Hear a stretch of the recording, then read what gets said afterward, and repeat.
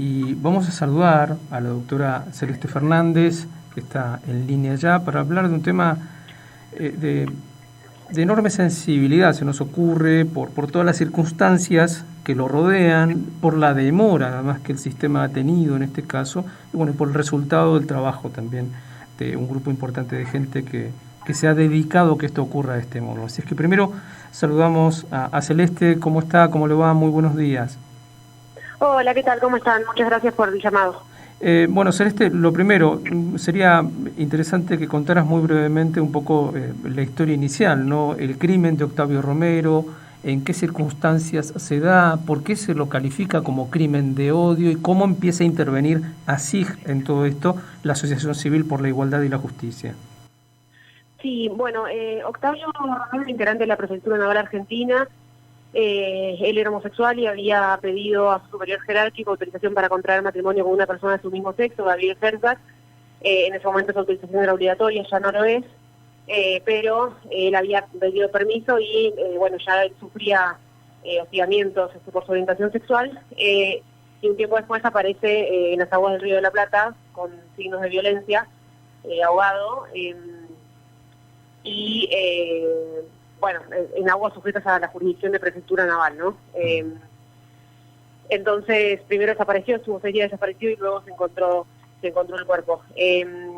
A raíz de eso se abrió una investigación penal, pero la Asociación Civil por la Igualdad y la Justicia en el año 2012 recurre a la Comisión Interamericana de Derechos Humanos denunciando que había existido un crimen de odio, y el crimen de odio lo llamamos no porque él había sido asesinado por su orientación sexual. Esa es nuestra hipótesis. La investigación penal nunca concluyó nada, sigue abierta, digamos, pero no hay responsables, digamos, aún no se esclarecieron completamente los hechos. Entonces, bueno, actualmente el Estado argentino, cuando nosotros fuimos a la Comisión Interamericana, ofreció, en lugar de esperar a que la Comisión Interamericana sacara conclusiones sobre el caso, ofreció lo que se llama un acuerdo de solución amistosa. Eso quiere decir que reconocen responsabilidad por la falta de adecuación de la investigación a los estándares internacionales que tienen que regir en este tipo de casos. O sea, el Estado reconoce que no ha investigado diligentemente y se compromete a apoyar la investigación que haga el Poder Judicial de acá en adelante, y además adopta algunas medidas de reparación simbólica en memoria y en homenaje a Octavio, y ciertas garantías de no repetición, ¿no? Para que estos hechos se reiteren en el futuro. Entonces, por ejemplo, se compromete a formar a las fuerzas de seguridad, a elaborar protocolos para denunciar estos casos al interior del Ministerio de Seguridad, a elaborar, por ejemplo, lineamientos para el abordaje de estos casos, que son lineamientos que va a elaborar el Ministerio de Mujeres, Géneros y Diversidad, adaptar un protocolo que tiene el Ministerio Público Fiscal para investigar este tipo de muertes violentas, que hoy es solamente para mujeres, para agregar la perspectiva de diversidad sexual y demás. Entonces, es muy valioso que el Estado esté reconociendo la responsabilidad y adopte estas medidas, pero, bueno, después va a haber también que continuar la investigación penal para que se esclarezcan los hechos y se determinen las responsabilidades, fundamentalmente. Claro. Aquí aparece un tema interesantísimo, Celeste, que es el tema del precedente enorme que se sienta con todo este proceso. Algunos han calificado de histórico este acuerdo. ¿Por qué te parece que es así? ¿Y a qué está habilitando este fallo al que se ha llegado?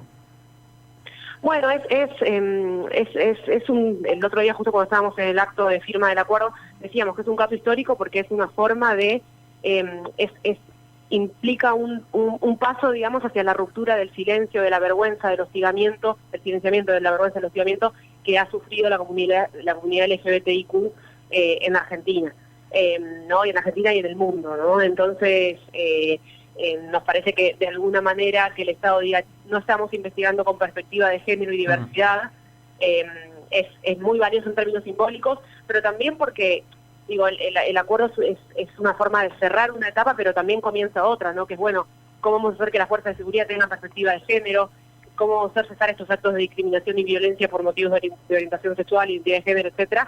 Entonces, en ese sentido nos parece que es muy histórico porque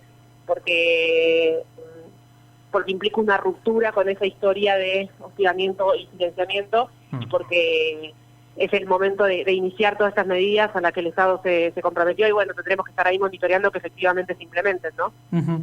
Celeste, ustedes hicieron un trabajo muy importante de acompañamiento también al novio de la víctima, a Gabriel Gersbach, ¿no? Y hay, Sí. en el fallo también hay un reconocimiento muy importante para él puntualmente. ¿Puedes contarnos eso? Sí, exactamente. A Gabriel se le reconoce una reparación pecuniaria que va a fijar un tribunal arbitral, o sea, todavía no está determinado cuánto es, pero justamente el Estado también reconoce responsabilidad por el impacto que tuvo la investigación hecha de forma no diligente en Gabriel. Entonces, a razón de eso, le reconoce una reparación pecuniaria que va a fijar un tribunal arbitral conformado por expertos independientes. Uh-huh, uh-huh. También hay otro capítulo importante que es digamos, ejercer cierta presión sobre el sistema judicial, porque bueno, hay en el acuerdo un párrafo donde se habla de brindarle apoyo al fiscal a cargo de esclarecer esto que vos decías recién, está parada la causa, no avanzó nada. Sí, la causa estaba paralizada, hubo muchas irregularidades, se le impidió a Gabriel presentarse como querellante, se lo persiguió sin imputación, digamos, una causa muy irregular, y eso justamente por lo cual el Estado ahora está reconociendo responsabilidad. Ellos no reconocen responsabilidad por la muerte de Octavio porque no se determinó en la causa penal que hayan sido las fuerzas de seguridad quienes lo mataron, pero sí se reconoce la responsabilidad por la negligencia en la investigación.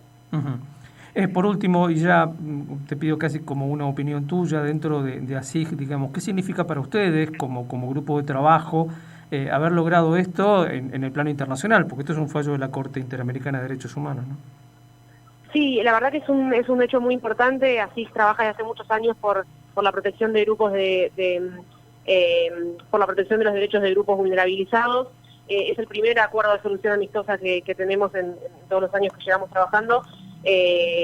Así que nada, sabemos que es extremadamente valioso y nos llena de satisfacción poder haber logrado esto y darle un poco de alivio a Gabriel sobre todo, pero también somos muy conscientes de que esto hay que monitorearlo y vamos a estar muy atentos ahí a cómo se va implementando, porque de acá en adelante va a haber que informar a la Comisión Interamericana de Derechos Humanos a ver si esto se implementa o no.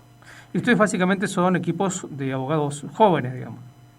En realidad, o sea, hay muchos abogados y abogadas, pero también tenemos trabajadores sociales, politólogos, sociólogos, Claro. Comunicadores, no somos solo abogados. Bien. Bueno, te agradezco muchísimo la amabilidad de habernos atendido en esta mañana para hablar de un tema que se me ocurre que todavía no está trascendiendo lo que debiera. Hay un par de diarios nada más que se han ocupado a fondo del asunto y después la noticia no ha trascendido, me parece, lo que tiene que trascender, dado la importancia del fallo, ¿no? Uh-huh. Sí, no, al contrario, muchas gracias a ustedes por el interés en el tema y seguimos en contacto. Dale.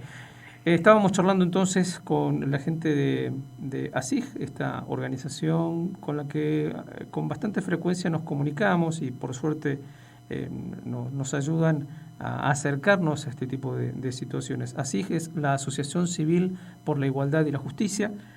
Charlamos con ellos también en ocasión de aquel juicio también internacional que se hizo en Florida, en Miami, los Estados Unidos, en contra del último de los responsables impune de la llamada masacre de Trelew del 22 de agosto de 1972. Entonces era un teniente que luego fue protegido por el gobierno de Lanuse, se lo envió como agregado militar a la Embajada Argentina en los Estados Unidos, allí se radicó, se hizo ciudadano estadounidense y se convirtió en un multimillonario, empresario vinculado con el suministro de bienes al Estado, en este caso a los Estados Unidos, ¿no?